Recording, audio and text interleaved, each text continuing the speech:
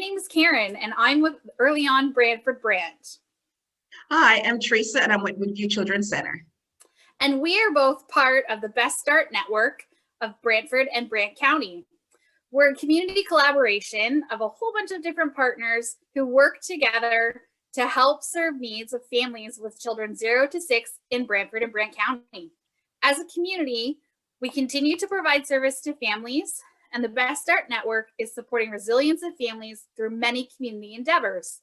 As a community, we believe in strengthening of families and their continued growth and success, along with the support of all community agencies. The Best Start Network is one such community support system.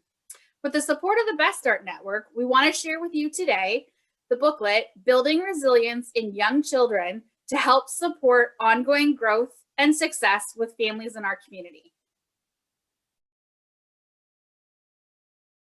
I want to make a small but essential step toward reconciliation. We want to begin by acknowledging that the land on which we live and work is Indigenous territory.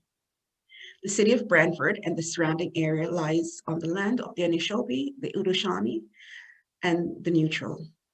As individuals who benefit from this land, we have a responsibility to constantly educate ourselves and to build reciprocal relationships that are rooted in the values and history of Indigenous communities. We thank the people for sharing this land in order for us to do our work today. Thank you.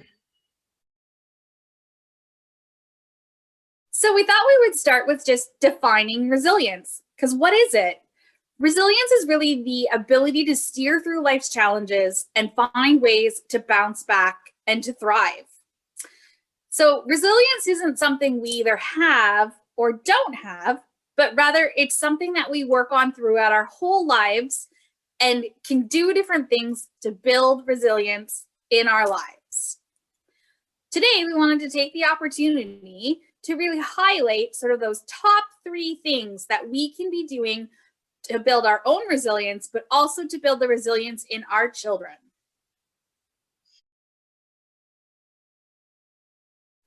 So 1, positive outlook.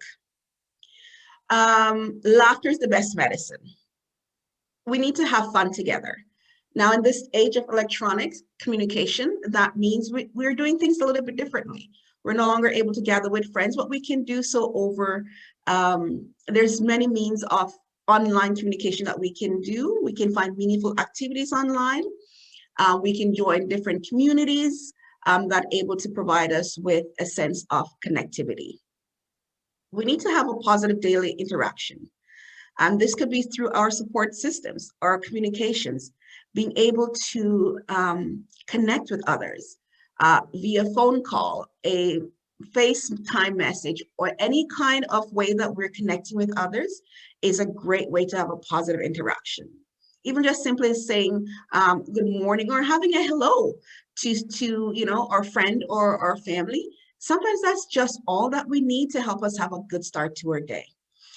We need to look for that from others, but we can do that for others as well. Another thing that we can do is build confidence, both for parents and caregivers and children.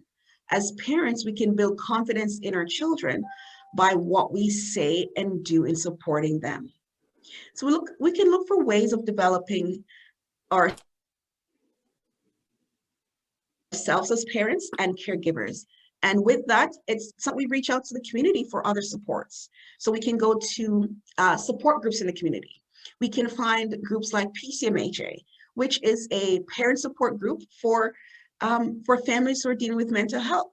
And it's parent-led, and you're able to go in and connect with others and share your struggles and share those successes, and know that there are others out there who are experiencing the same thing that you are. We're able to take time to allow ourselves to make mistakes. We do make mistakes. It's not perfect, but we try to do the best that we can. And when we do that, we not only show our children that it's okay to make mistakes, but we allow ourselves to grow from making those mistakes. And when our children see that we make mistakes, then it's not so hard on them. And they're not as anxious about being, everything working out perfectly. So we lead by example as well.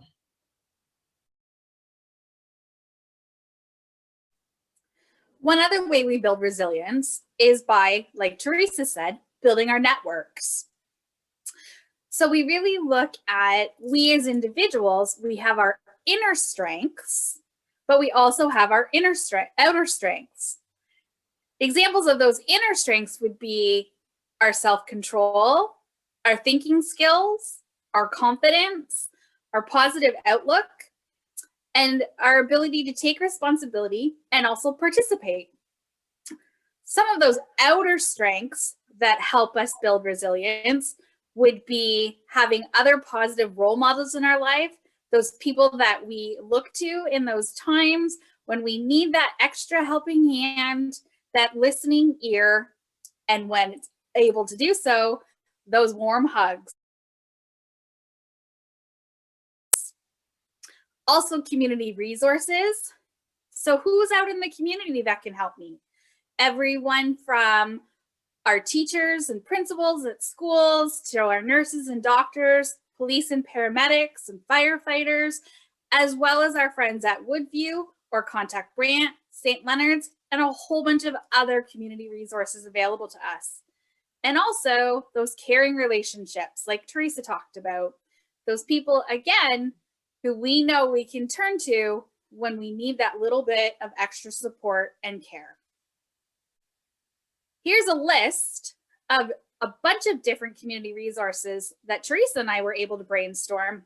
We encourage you to check these out, as well as figure out some more that might be available to you.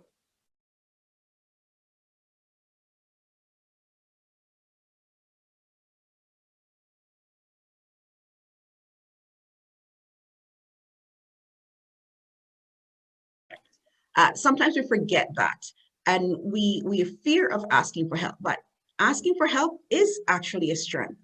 Children learn more from what they see. So therefore, when we ask for help, it's teaching our children that they also can ask for help when they struggle. Child will learn it's okay to ask for help if they see the adults in their life doing so. No, we have to also remember that we do the best that we can. A lot of times we tend to feel guilty about what we're not doing and not remembered about the things that we are doing. So we need to be kind to ourselves. There's so many demands and different demands on the family. We need to be graceful to ourselves. Nothing is perfect right now, and seeking outside support and asking for help to continue to support growth and development for ourselves and our children and people we care about is a great strength. We also need to keep trying. We seek progress, not perfection. And sometimes those progress are, but we have to celebrate those because we can get bogged down with all that's going wrong. But we need to celebrate those moments of successes and know that all we do and ask for help and support. Four, look at positive role people in your life that to focus on where you want to go. We're constantly growing and changing, and things change. So we find places in our community where we can seek that support and get that strength to move forward. Everyone needs help sometime. So a lot of the information we got today was from the resource through the Best Start organization called Building Resilience in Young Children. Here's the website where you're able to find this resource, and make sure you click on the blue download the free PDF button.